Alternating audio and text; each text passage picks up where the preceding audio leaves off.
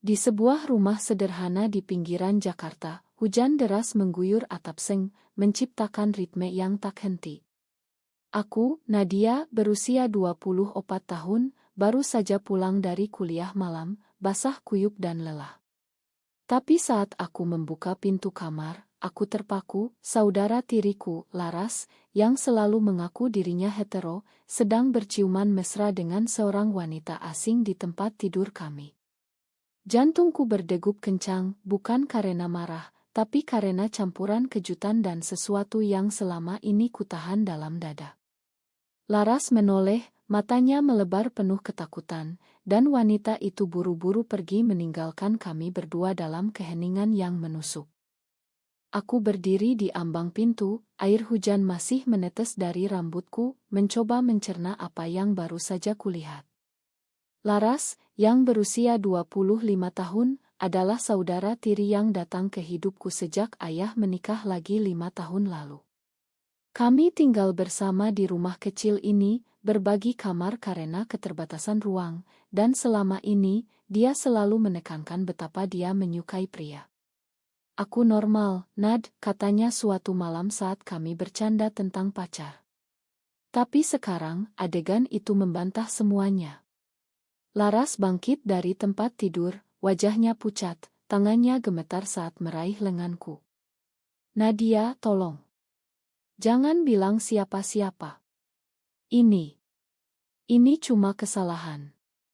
Suaranya bergetar, tapi matanya, mata coklat yang selalu penuh percaya diri, kini dipenuhi air mata. Aku mundur selangkah, pikiranku berputar kencang. Bagaimana bisa? Selama ini, akulah yang menyembunyikan perasaanku. Aku yang diam-diam jatuh cinta pada wanita, tapi tak pernah berani mengakui karena takut pada keluarga kami yang konservatif. Ayah, seorang pegawai negeri yang taat beragama, sering berkhotbah tentang nilai-nilai keluarga tradisional. Ibu tiriku, yang adalah ibu Laras, bahkan lebih ketat. Dia pernah mengusir sepupu kami karena rumor tentang orientasinya. Dan sekarang Laras, putri kesayangannya, melakukan hal yang sama. Aku merasa marah, tapi juga lega, mungkin aku bukan satu-satunya kesalahan. Laras, itu bukan kesalahan. Itu kamu. Kata-kataku keluar pelan, tapi tajam. Dia menangis, memeluk dirinya sendiri, dan aku tahu malam itu adalah awal dari badai yang akan menghancurkan segalanya. Pagi berikutnya, suasana rumah tegang seperti senar biola yang siap putus. Ayah dan ibu tiri sedang sarapan, membahas berita pagi tentang demonstrasi anti-LGBTQ di pusat kota. Lihat ini, anak-anak, kata ayah sambil menunjuk koran. Mereka ini merusak moral bangsa. Kita harus jaga keluarga kita. Laras duduk di seberangku, menghindari tatapanku, wajahnya masih bengkak karena menangis semalaman. Aku ingin bicara, tapi takut. Setelah sarapan, saat kami berdua membersihkan piring, aku bisik, kita harus bicara. Dia mengangguk pelan, tapi matanya penuh ketakutan. Di kamar, dia cerita, wanita itu bernama Rina, teman kuliahnya, dan ini baru pertama kali. Aku bingung, Nad. Aku pikir aku suka cowok, tapi dengan Rina rasanya beda. Aku mendengarkan, hatiku bergejolak. Aku ingin katakan bahwa aku mengerti, bahwa aku juga begitu, tapi kata-kata tersangkut di tenggorokan. Hari itu aku memutuskan untuk diam dulu. Tapi rahasia itu seperti racun yang merembes pelan. Di kampus, aku tak bisa konsentrasi. Teman-temanku bertanya kenapa aku murung, tapi aku hanya tersenyum palsu. Malamnya, Laras pulang terlambat, dan saat aku tanya, dia bilang bertemu Rina lagi. Aku harus akhiri ini, katanya, tapi suaranya tak yakin. Aku merasa cemburu, bukan karena Rina, tapi karena Laras berani mencoba sementara aku selalu bersembunyi. Itu malam, kami berdebat pelan. Kamu takut apa, Laras? Keluarga? Masyarakat, tanyaku. Dia menjawab, semuanya. Kamu tahu kan, di Indonesia ini, jadi seperti ini berarti dikucilkan. Debat itu membuat kami semakin dekat, tapi juga membuka luka lama. Aku ingat masa kecilku, saat aku pertama kali sadar suka pada teman perempuan, dan bagaimana aku memaksa diri pacaran dengan cowok untuk normal. Beberapa hari kemudian, konflik mulai muncul. Ibu tiri curiga karena Laras sering keluar malam. Kamu pacaran sama siapa? Bawa pulang biar mama kenal, katanya suatu sore. Laras panik, dan tanpa pikir panjang, dia bilang, aku lagi deket sama teman Nadia. Itu bohong, tapi membuat ibu tiri senang. Tapi bagiku, itu seperti pukulan. Mengapa dia pakai namaku? Malam itu, aku marah besar. Kamu pakai aku sebagai alibi. Itu egois, seruku. Laras menangis lagi, Ma, Nad. Aku takut. Debat itu berujung pada pengakuan, aku cerita tentang perasaanku sendiri. Aku juga suka wanita, Laras. Selama ini aku sembunyikan. Matanya melebar, dan untuk pertama kali, kami saling memeluk, tapi itu bukan akhir bahagia, itu awal dari pilihan sulit. Semakin hari, rahasia kami semakin berat. Laras memutuskan bertemu Rina terakhir kali untuk putus, tapi saat pulang, dia bilang gagal. Aku nggak bisa, Nad. Rasanya benar. Aku mendukung, tapi dalam hati aku iri. Lalu, ayah menemukan pesan di ponsel Laras, pesan dari Rina yang mesra. Ledakan terjadi. Ayah marah besar, memanggil kami semua ke ruang tamu. Apa ini? Kamu bawa aib ke keluarga, teriaknya. Laras menangis, ibu tiri syok, dan aku berdiri di sana, tak tahu harus apa. Ayah memaksa Laras putus, bahkan ancam usir dari rumah. Malam itu, Laras packing barang, tapi aku hentikan. Jangan pergi. Kita hadapi bersama. Tapi dia pergi juga ke rumah Rina, meninggalkanku sendirian menghadapi amarah keluarga. Hari-hari berikutnya seperti neraka. Ayah dan ibu tiri menyalahkanku, bilang aku tak jaga adik. Kamu tahu kan, Nadia? Ini dosa besar, kata ayah. Aku ingin bela Laras, tapi takut kehilangan rumah. Di kampus, rumor mulai beredar, teman Laras cerita ke yang lain. Aku merasa terpojok, dan untuk pertama kali, aku pikir untuk kabur juga. Tapi telepon dari Laras datang, Nad, Rina bohong. Dia punya pacar lain. Hati Laras hancur, dan dia minta pulang. Aku jemput dia di malam hujan, dan saat kami pulang, kami putuskan untuk bohong pada keluarga, bilang itu cuma AC. Tapi bohong itu seperti bom waktu. Konflik memuncak saat ibu tiri tahu kebenaran dari tetangga. Dia marah, memaksa Laras ke psikolog untuk sembuh. Laras menolak, dan pertengkaran besar terjadi. Ayah memihak ibu, dan aku, di tengah, harus pilih, dukung Laras atau keluarga. Aku pilih Laras, bilang pada ayah, aku juga seperti itu, Pak. Sok melanda rumah. Ayah diam, ibu menangis, dan kami diusir sementara. Kami tinggal di kos teman, tapi itu harga yang harus dibayar untuk kebebasan. Hidup di kos kecil di kawasan Tanah Abang terasa seperti pelarian dari mimpi buruk. Aku dan Laras berbagi kamar sempit, tidur di kasur tipis, tapi setidaknya kami bebas. Laras masih menangisi pengkhianatan Rina, sementara aku mencoba cari kerja paruh waktu untuk biayai hidup kami. Terima kasih, Nad, katanya suatu malam, memelukku erat. Tapi pelukan itu terasa berbeda, ada getar yang selama ini kutahan. Apakah ini cinta? Atau hanya ikatan saudara? Aku tak tahu, tapi perasaan itu tumbuh, membuatku gelisah. Di luar, masyarakat seperti musuh tak terlihat. Di Indonesia, berita tentang raya terhadap komunitas sering muncul di teman-teman kami mulai menjauh, ada yang bilang dukung, tapi kebanyakan diam atau menghakimi. Suatu hari, saat belanja di pasar, aku dengar bisik-bisik, itu adiknya yang lesbi. Hatiku sakit, tapi aku angkat dagu. Laras lebih parah, dia depresi, sering menangis sendirian. Aku coba hibur, kita kuat, Lar. Ini pilihan kita.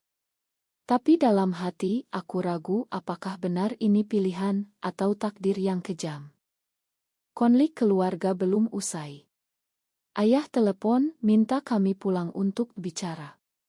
Kami datang, tapi itu jebakan. Ibu tiri sudah undang Ustadz untuk druyah, percaya kami kerasukan. Laras marah, ini bukan penyakit, Ma. Pertengkaran meledak, ayah memukul meja, kalian bawa malu keluarga. Kami pergi lagi, tapi kali ini, Laras bilang, mungkin kita harus pisah, Nad. Aku tak mau kamu ikut menderita. Kata itu seperti pisau, tapi aku tolak. Kita saudara, kita bersama. Di kos, perasaanku terhadap Laras semakin kuat. Suatu malam, saat hujan lagi, kami bicara panjang. Kenapa kamu bantu aku, Nad? Kamu bisa saja diam dan tetap di rumah.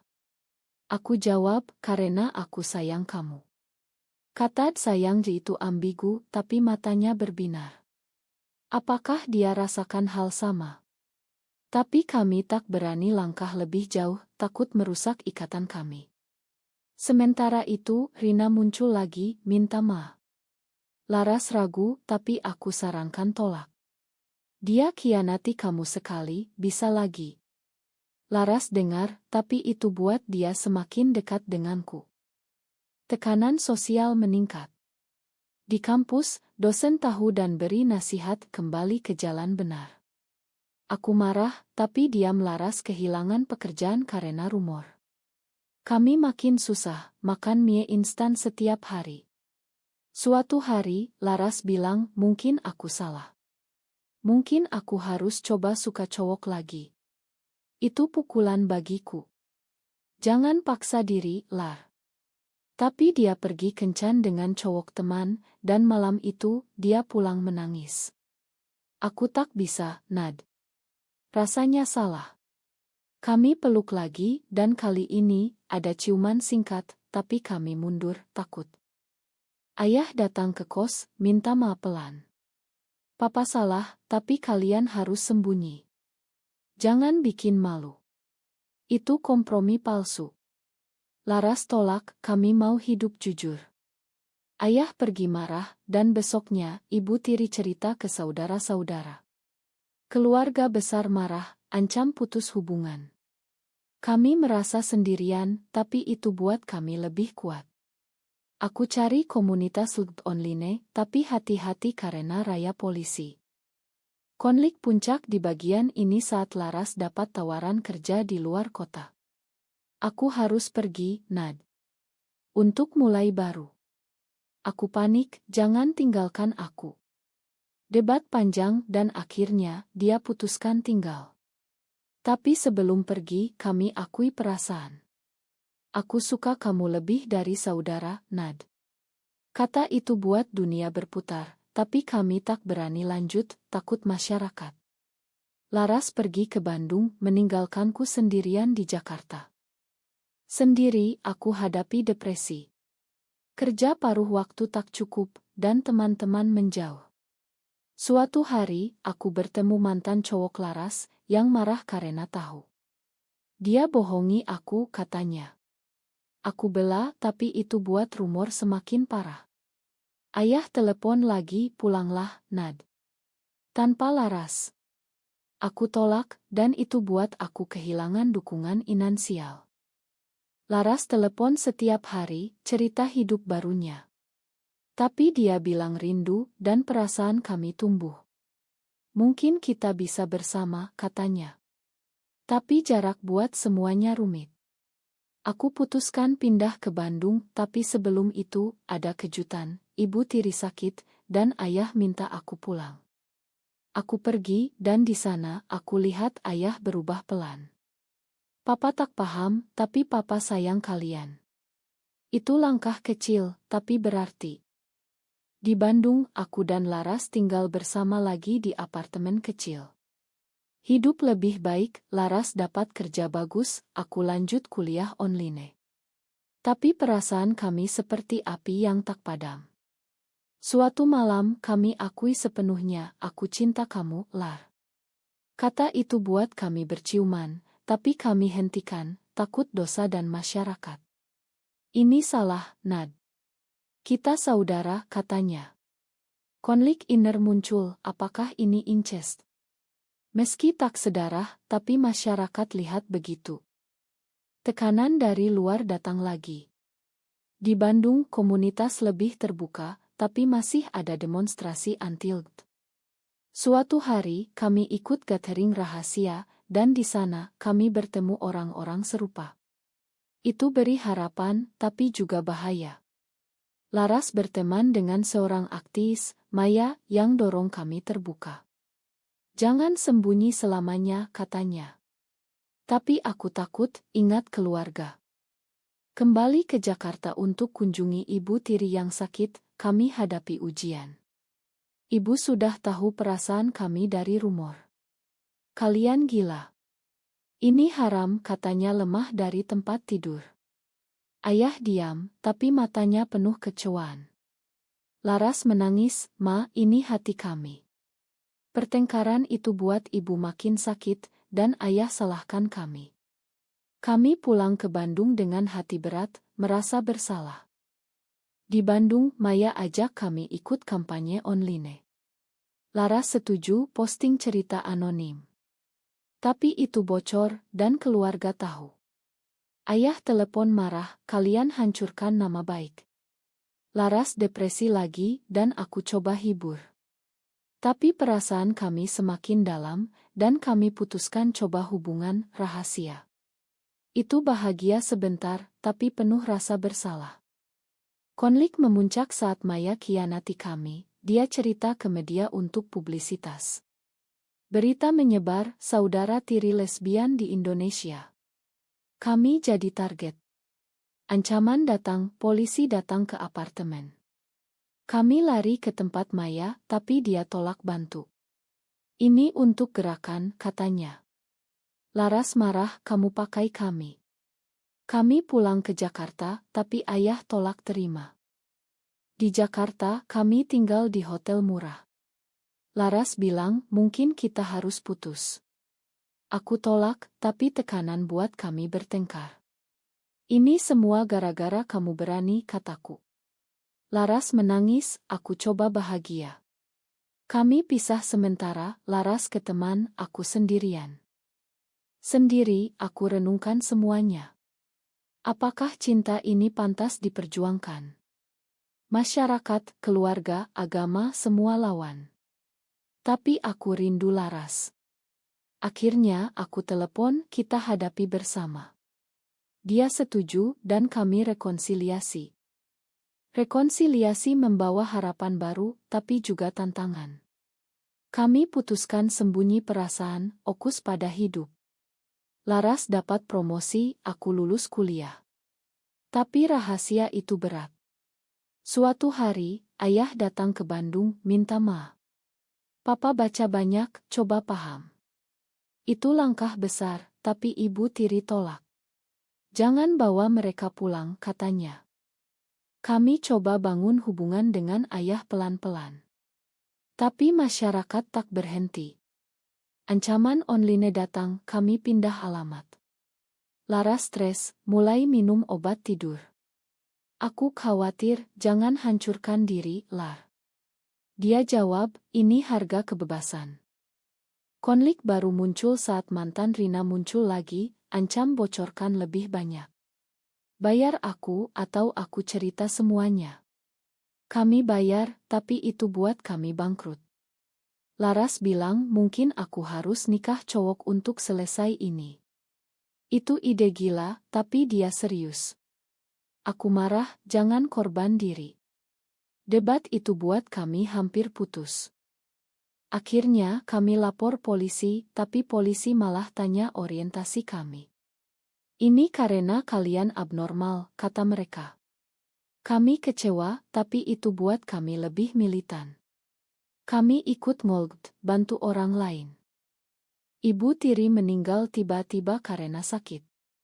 Di pemakaman, ayah bilang, "Mama tak pernah makan kalian." Itu pukulan, tapi juga pembebasan. Ayah mulai dukung pelan, beri uang. Dengan dukungan ayah, kami lebih kuat.